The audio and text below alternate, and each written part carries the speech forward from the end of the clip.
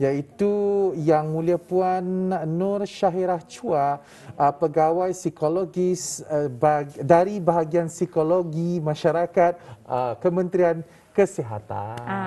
Dan biasanya semasa pasal endemik gelombang kedua, catulah. Jadi kita ni istilahnya melalui Zoom. Melalui Zoom. Ini baru berdepanan ni. Ini baru kita ni. Soal tu yang kita bincangkan di awal tadi sebelum mengikuti wawancara ini.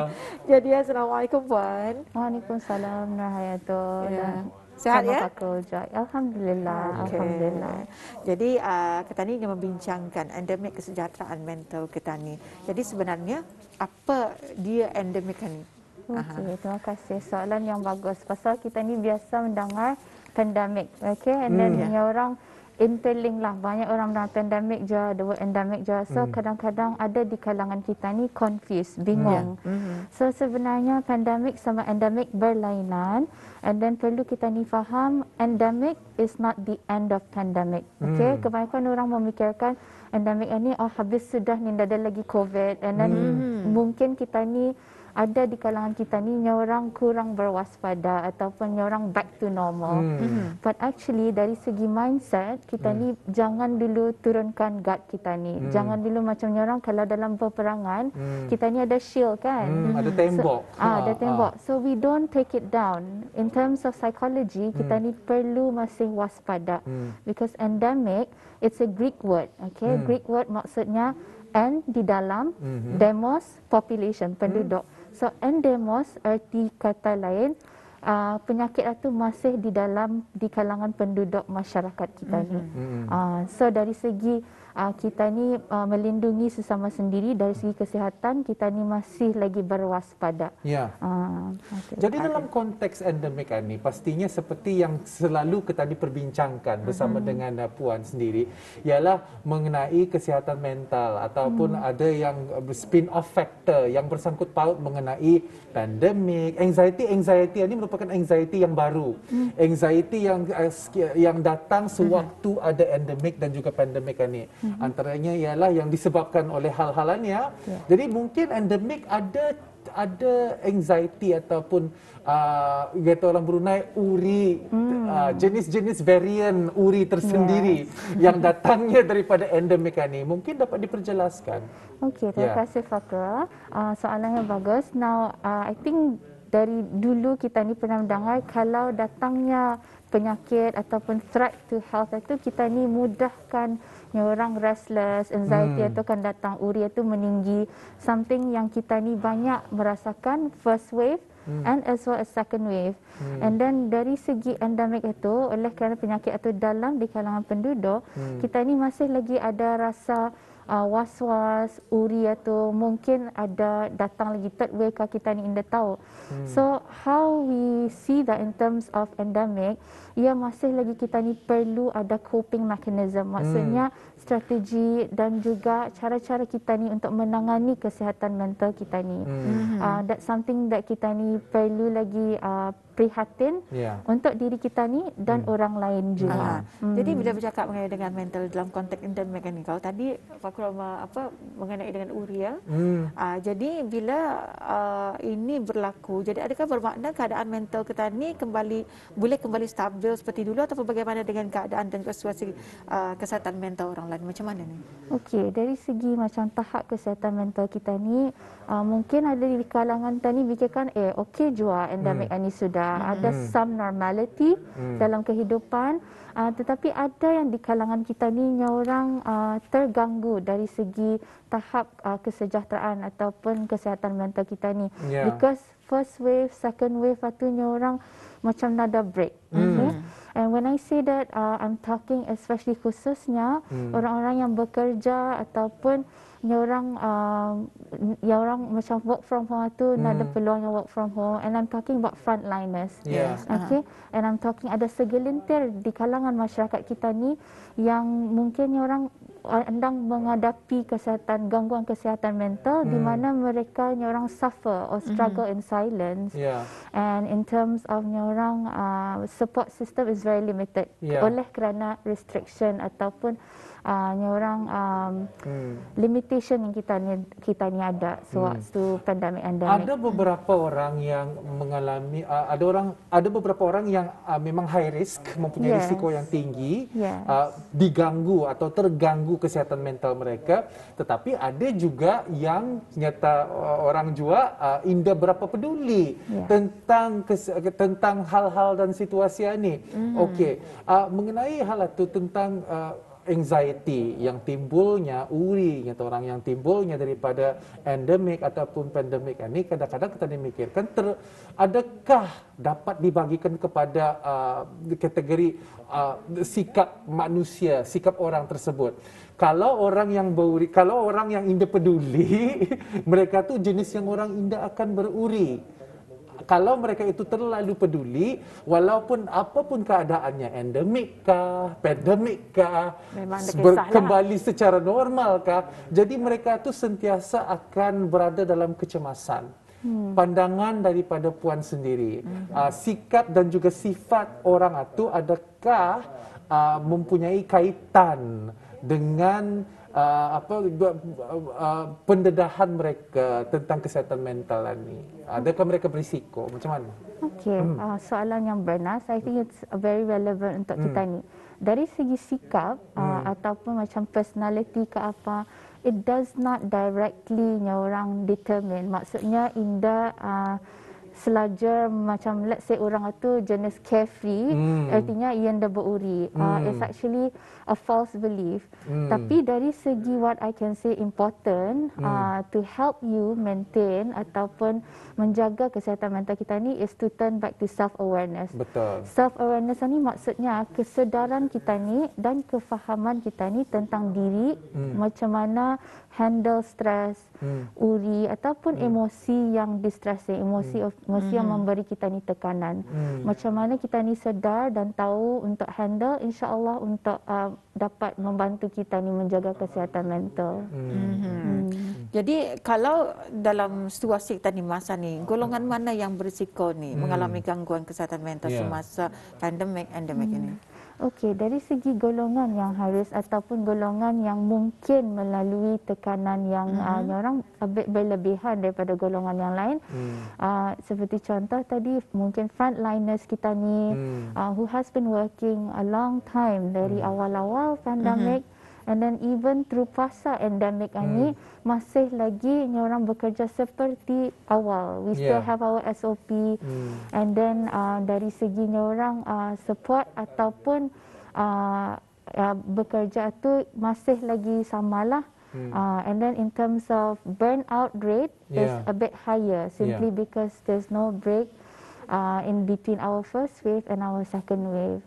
And then juga golongan anak-anak yang orang did not get to go to school, banyak disruption dari segi school life, orang bersekolah tu banyak perubahan. And as well as parents ataupun ibu bapa yang mengalami anak-anak yang muda ataupun kecil, oleh kerana limitation restriction yang ada sewaktu pandemik dan endemik itu, the stress is a bit more higher lah, banyak perubahan itu kan. And then yang Fakrul Razi tadi, kanak-kanak yang kecil mungkin Indah dapat bertutur tentang emosi diorang, and then dari segi kebolehan diorang untuk socialize anak-anak yang seumur berkurangan sewaktu pandemik dan endemik ini juga. Because kita fahami masa ni daycare pun baru buka kan. Soalnya orang itu pun perubahan juga untuk anak-anak yang damit lah untuk masyarakat kita ni. So ibu bapa mungkin mengalami a bit more anxiety into adjusting dalam fasa endemik itu. Jadi Puan mengatakan tadi ibu bapa ya, ibu bapa. Jadi bagaimana kita ni sebenarnya memainkan peranan penting sebagai ibu bapa? Apa yang kita ketahui di fasa endemik ini saja, ibu bapa sudah pun orang kita ni ada jawatan baru. Ada jawatan baru. Ada jawatan macam-macam baru. Responsibility kan yang ditanggung. Ada tanggungjawab baru, itu menjadi guru kepada anak-anak kita. Memang kita tahu para guru juga mendidik anak-anak mereka walaupun secara talian dan ianya berhubung kait dengan ibu bapa. Jadi peranan sebenarnya ibu bapa untuk mengawal emosi mereka semasa itu. So, kalau tahun lepas orang di penghujung perjalanan tahun, jadi ibu bapa terpaksa jadi guru-guru, menjadi cikgu. Jadi untuk tahun ini bermulanya tahun baru dan tahun baru kepada anak-anak kita, macam mana sebenarnya mereka ini mengendalikan situasi seperti ini? Okey, dari segi mengendali situasi, kita ni perlu fahami banyak keadaan yang di luar kawalan kita ni. Betul. Yeah. That's one thing kita ni perlu faham. So dalam psikologi, in terms of stress management, we need to understand apa yang kita ni boleh kawal, apa yang kita ni tidak boleh kawal. Yeah. First step. And then the second step, bila sudah tahu kita ni boleh kawal diri kita ni, emosi kita ni, cara kita mengendalikan situasi, respons kita ni tu, insya-Allah akan membantu orang menangani kesejahteraan mental kita ni. So dari segi ibu bapa dengan anak-anak dalam kekeluargaan ataupun cikgu-cikgu dalam institusi persekolahan, kita ni model cara kita ni mengendalikan emosi kita ni. InsyaAllah dalam situasi yang stressful, kalau kita ni boleh memberi contoh, menampakkan kita ni boleh handle stress kita ni, make sure kita ni tenang ataupun pandainya orang regulate our emotions in times of stress, insyaAllah anak-anak ataupun murid-murid boleh mencontohi ataupun melihat, observe macam mana kita ni handle. Tetapi semua pun hal ini memang berkait ya Puan ya, dan juga Atul lah. Memang berkait seperti yang saya katakan tadi, kalau kita ni ingin menguruskan sesuatu, masa, menguruskan kewangan, menguruskan tenaga dan sebagainya, ada kaitannya dengan pengurusan emosi dan juga pengurusan dan juga disiplin. Dan kalau kita ni bercakap tentang emosi ni, penerimaan kita ni seperti yang Puan katakan tadi, dapat kita ni lihat, dapat kita ni ambil iktibar, ada perkara yang kita ni dapat ubah, ada perkara yang kita ni tidak dapat ubah. Jadi kaitannya ialah dengan takdir, kaitannya ialah dengan penerimaan takdir ataupun lebih daripada itu mencintai takdir kita ni. Dengan keadaan situasi sekarang endemik ini, dengan ada orang mengatakan kiri kanan makin jauh lagi bertambah kesannya, macam makin takut terpulang. Jadi ada perkara yang tak dapat ubah, ada yang tak dapat kawal, ada yang tak dapat kawal.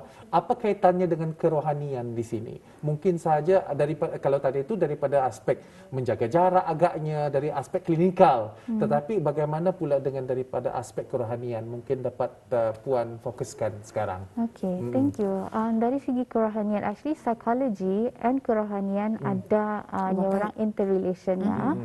So dari segi kajian menunjukkan apabila seseorang itu mengalami orang ada spiritual holding or good spiritual belief, ia akan protect dirinya untuk orang regulate their emotions and their mental health.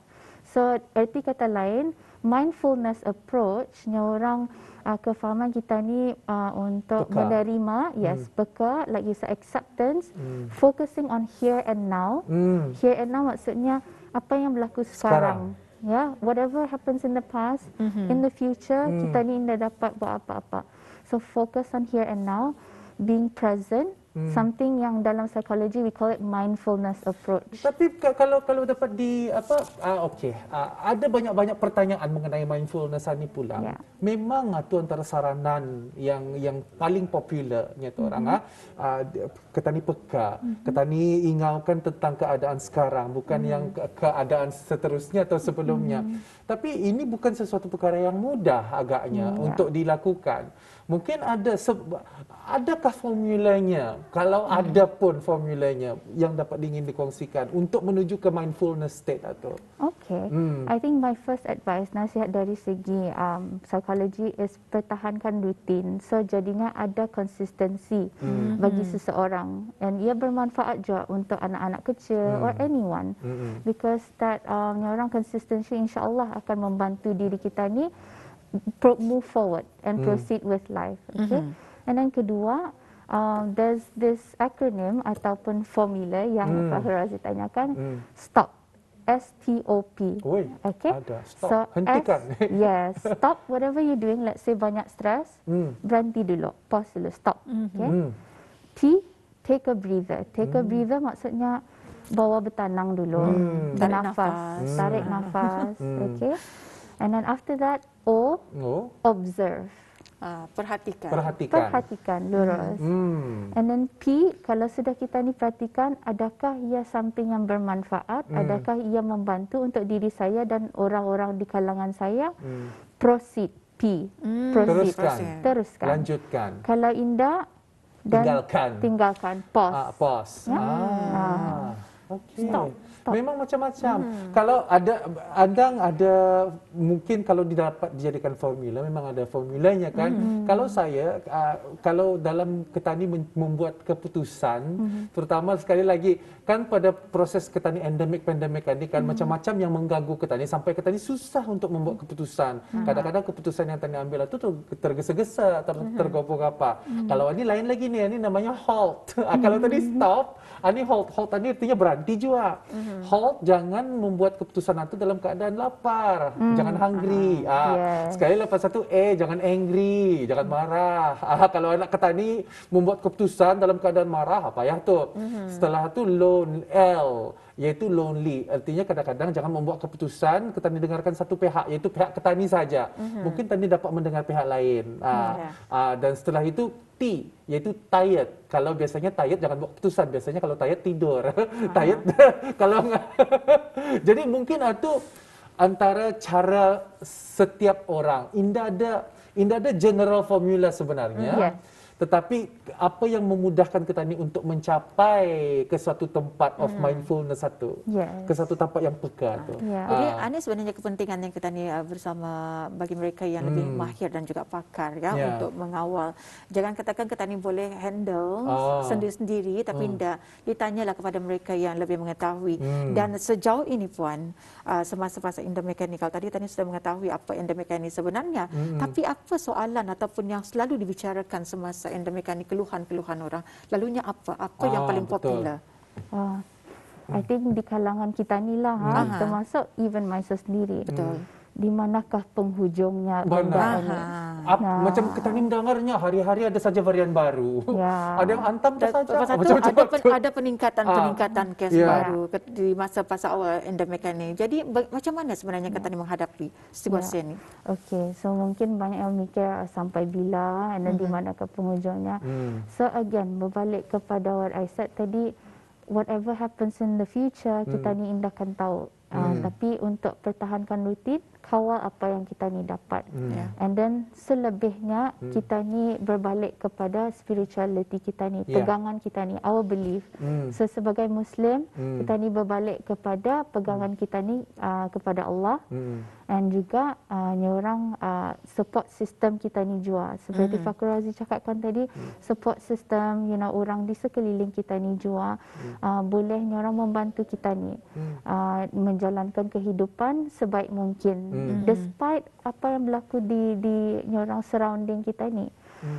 So my best advice dari segi orang macam mana akan move forward or keep going is satu, sedar pada diri kita ni, our own stress management skills, regulate the emotions, and then kan praktikkan self-care intervention. Maksudnya self-care ni bukannya bubble bath ataupun going to orang spa ataupun manicure pedicure.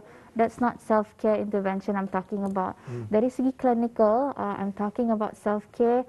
Orang makan yang teratur, teratur, tidur yang cukup, nutrition yang baik, and then exercise, physical activity, regulate your movement. Orang jangan kita ni di rumah saja terkurung, and then orang berjauhan daripada orang lain berlamaan, isolate yourself.